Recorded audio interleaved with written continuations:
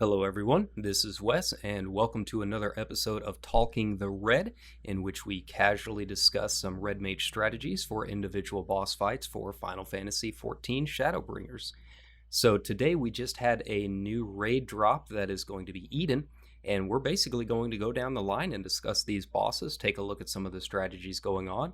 Keep in mind that obviously this just dropped today, so if you are worried about spoilers, there will be spoilers throughout this fight. We're going to be discussing the strategy for it. So without any further ado, let's go ahead and jump right into it. So with this group, this was just a standard duty finder group. Found that really is not too difficult for these fights. Might take a couple of tries, but once you get the gimmicks down, they're really not too bad.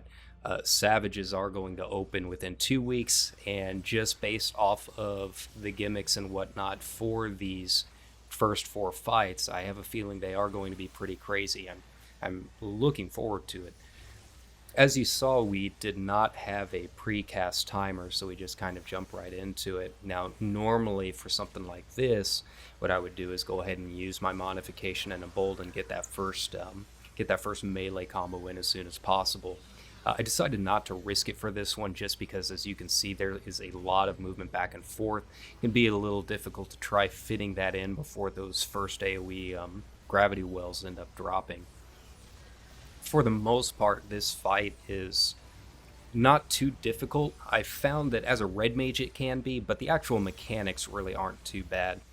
The reason it can be difficult as a red mage, as you'll see coming up, is that it's just a lot of movement. You really do have to utilize your swift cast and instant cast timers here, but especially in the middle portion that you'll see here in a little bit, it can be pretty hard to try and maintain that DPS while still staying alive. But for the most part, the actual mechanics really aren't too bad. As you can see, this was fairly obvious to just about all of the groups that I have seen so far. Get into the corner. It's something we've seen before.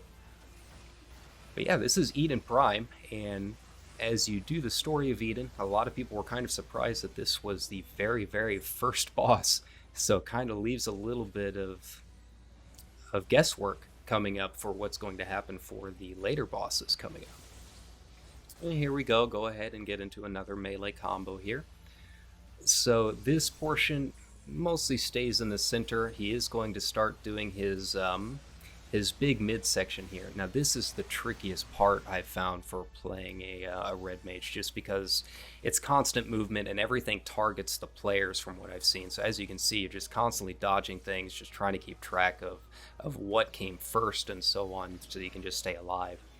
You do have to be very careful. I'm not sure if you can tell by the glowing ring, but that is an instant death. If you do touch the edge of the arena, it is an instant kill, so make sure you are not doing that. But for that middle portion, just stay patient. Don't worry too much about your DPS. Just try and dodge things. Stay alive as best as you can. I'm sure as time goes on, there will be better strategies for it, kind of help you maintain your DPS as you go on through. But for right now, especially with it just being the first day, go ahead and try staying alive. You know, one thing oh, here we go. This boss does have an ad phase. It is a DPS check, but to be completely honest, the DPS check is really not that bad at all.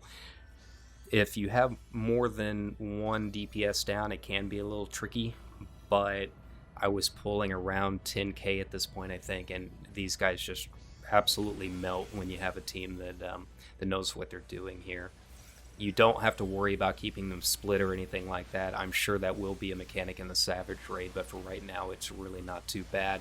You can keep them close if you want. It's not going to hurt anything. I do try to save some of my cooldowns for this portion, just like any DPS check as a red mage. It does help keep things moving quickly. Make sure you get past those checks and get on to the next phase. There we go. So you can see I switched over mid-combo there. Pretty common for me to do that if I see something is going to die and I'm not going to have enough time to do my big DPS checks. Now this part's really fun. I'm sure if you have played Final Fantasy VIII, you will recognize this. A lot of people have had a lot of fun with this. It's really nice to see them recreate this in the expansion here. Just don't have to worry about spamming a button to try and increase your damage during this portion like you did in the original game, but it does look absolutely beautiful. There we go. And of course, during this portion, your mana and health should regen enough. Well, your health won't because you're going to get damage right here, but your mana should not be a problem by this point. It is one of the longer cutscenes, really, from any trial that I've seen so far, so plenty of time to get back on your feet.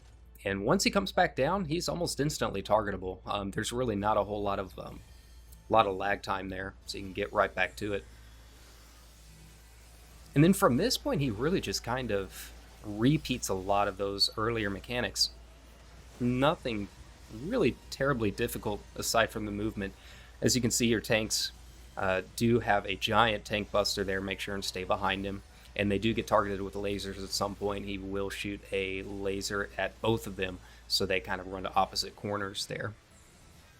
Now, for this part, you'll notice that I do have a Verstone up and ready to go. So for that, I actually use a Ver Flare.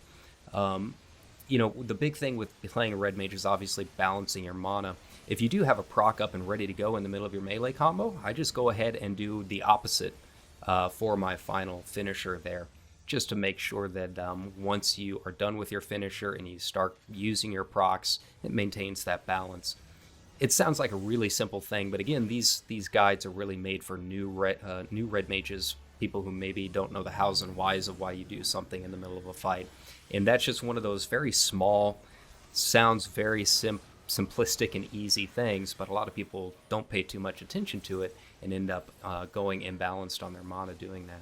Now, obviously, if both of them are proc, just go with whichever one you have is lowest at the time. And here you see I kind of lucked out with where he ended up running to, so I had a little bit more time to get a couple extra casts in. That definitely did help out quite a bit.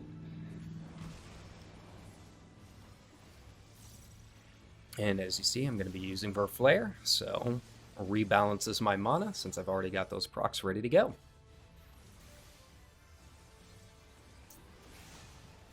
Now these fights, like I said, I've had a lot of fun with them. Obviously, over the next day or two, you're going to see a lot of reaction videos and whatnot, so I'll just throw my 2 cents in there. I think they're really fun raids.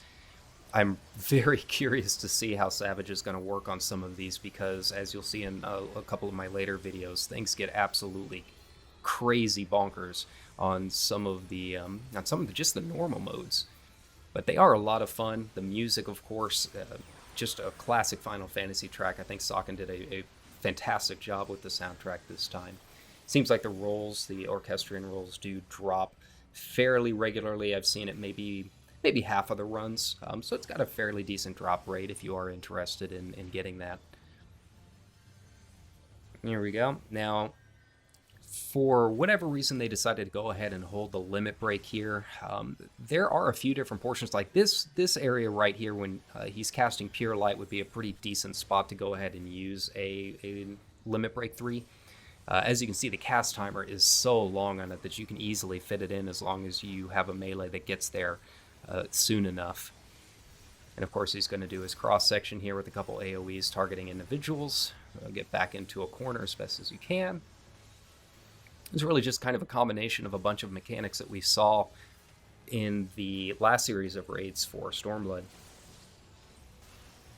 There we go, and then going back to that crazy midsection, but thankfully we do end up skipping it for this portion just because our Dragoon does go ahead, well, one of them decides to go ahead and use their limit break 3, and that typically takes off about 2% of health. So there you go.